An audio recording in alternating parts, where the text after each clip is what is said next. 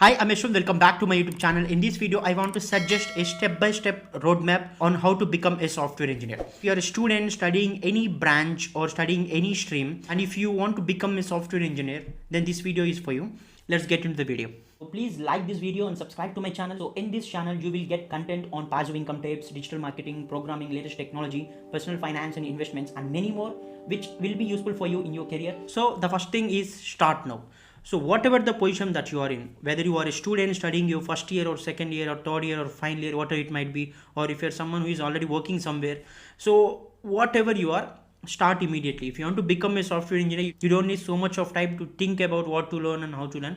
You need to start immediately. Once you decided to become a software engineer, then ultimately learn a programming language, because about how you program, how you solve complex problems in the real world by using programming. So you need to learn about a programming language. That is a mandatory thing. So learn a programming language. So there is no rule that you need to learn a specific programming language to enter into a software engineering side. You can learn any programming language of your choice. For example, the popular programming languages to get into IT side is Java, Python or C++. These are the three mostly used programming languages, and it is not that these three programming languages are used in real world problem solving and real world project development, but in order to crack any company, having knowledge on one of these three languages will really help you. You can also get into an IT job by learning C language. That is also enough, but learning one of Java, Python or C++ will really help you in cracking many coding challenges, and it will be easy for you later. And the second step, so once you're good with programming language, once you're good with at least one programming language, the second step that you need to do immediately is learning data structures and algorithms. So programming is like, it's a basic thing, but if you don't know how to implement, if you don't know how to tackle any problem, then ultimately the programming language that you know is of no use. So for that, you need to learn data structures and algorithms. It is common for every programming language. So data structures and algorithms will be applicable to any kind of programming, whether it might be Java, Python, C or C++. It doesn't matter which language that you have learned. Learning data structures and algorithms will be really helpful, because if you see a particular problem in real time, whether you're working or whether you are solving any coding challenge, if you don't have the knowledge of algorithms and data structures, then ultimately it will be difficult for you to analyze the problem and to give a possible solution for that. But if you have the knowledge of data structures and algorithms, whenever you see a problem, you will compare that to the particular algorithm and you will know which data structures to use and all those stuff. So having knowledge of data structures and algorithms is very mandatory to crack any IT job. And next, core subjects. Of course, being a software engineer is incomplete without learning core subjects of computer science. So whatever the branch that you're studying, make sure you have at least some basic knowledge on DBMS, operating systems, computer networks, computer organization. So because these are all the subjects that will play an essential role in understanding every concept of whatever you are doing. So you need to know about memory management, how computers work, what's the hidden secrets behind memory, RAM and all those stuff. Also, you need to know how data can be handled. So that's the reason why you need to learn DBMS. So learn DBMS, operating systems, computer networks and computer organization. You need to know how computer work, then only you can write a good computer program. Once after you're good with programming, data structures and algorithms and core subjects, then the other thing that you need to do is practice, practice and practice. So even though you learned everything, but without practice, it means nothing. So you need to use different coding platforms like HackerRank, CodeChef, HackerRate, even LeetCode. So use them to practice every day. Once you start practicing every day, you will notice the changes in your programming style. That's the reason why I can say practicing is very important. So you need to practice every single day so that you can become very strong in programming. And the other thing is books. So of course, books are something which people won't care nowadays, but ultimately you need some books. So whatever you are studying, so I have also made a video on the must needed books to crack any interview or to become a software engineer. You can find the link of this video in the description. So I have suggested few books where you need to keep them handy. Whenever you want to refer something, those books will be really helpful for you. So whatever the programming language that you have learned, make sure you have at least 2 or 3 books that I have mentioned in this video. And the other thing is participating in hackathons and coding events. So whenever you see a college fest happening, you might see some events called coding competitions or debugging events. So make sure you participate in them, because the more you participate and solve challenges, the more you will get strengthened in your programming level.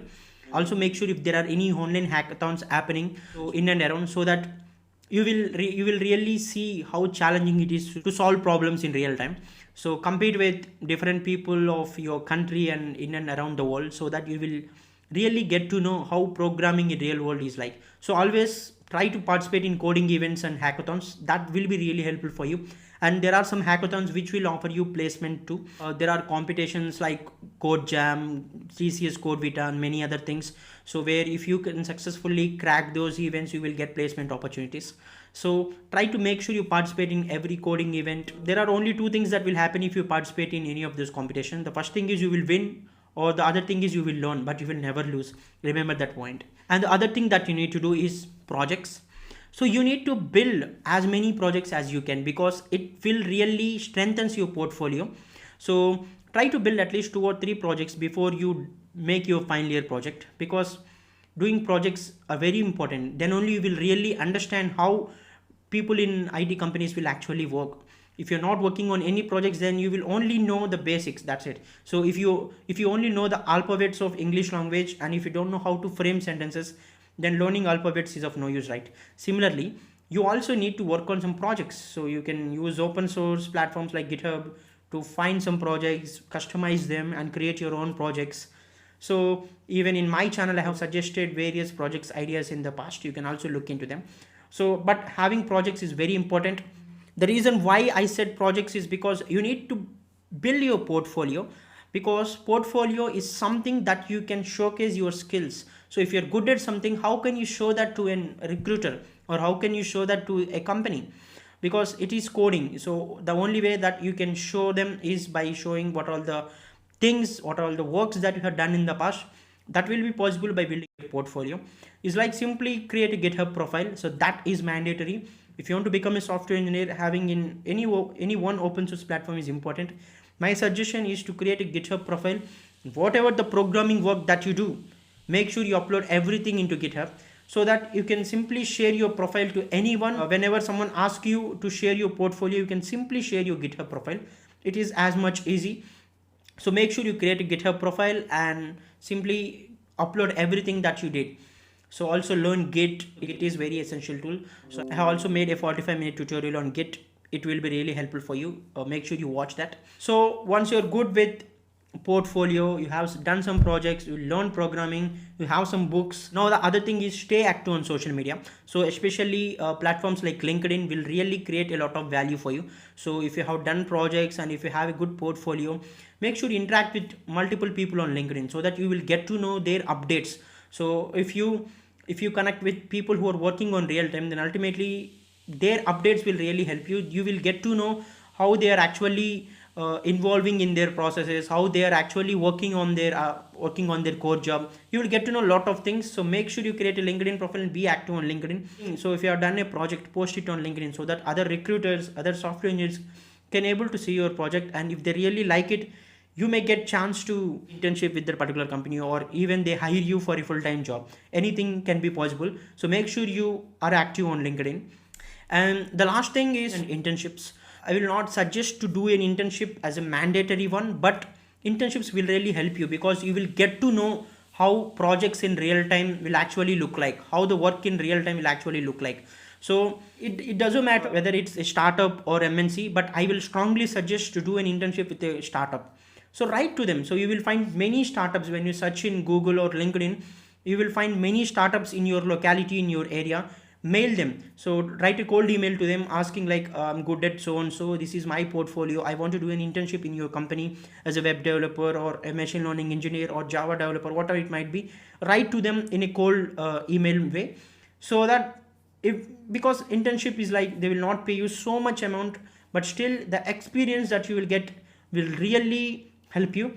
And if you're doing well, they might offer you a full-time role. So this is one thing that you need to understand. So internships are not like, and again, don't fall into the trap of doing, paying money to an institution to do an internship. It is not an internship. If you're paying something to an organization, any organization, then it is not an internship. It is just a training. You can learn everything for free online. So you don't need to pay a single penny to learn something. And internships are something where people will pay you or people will not pay you, but you are not supposed to pay anything. Remember this. So I hope this roadmap will really help you. For more videos, for more roadmaps, please subscribe to the channel. So thank you for watching this video. If you like this and if you want your friends to get benefit out of it, please share this video, and also please help me in reaching more audience. Thank you.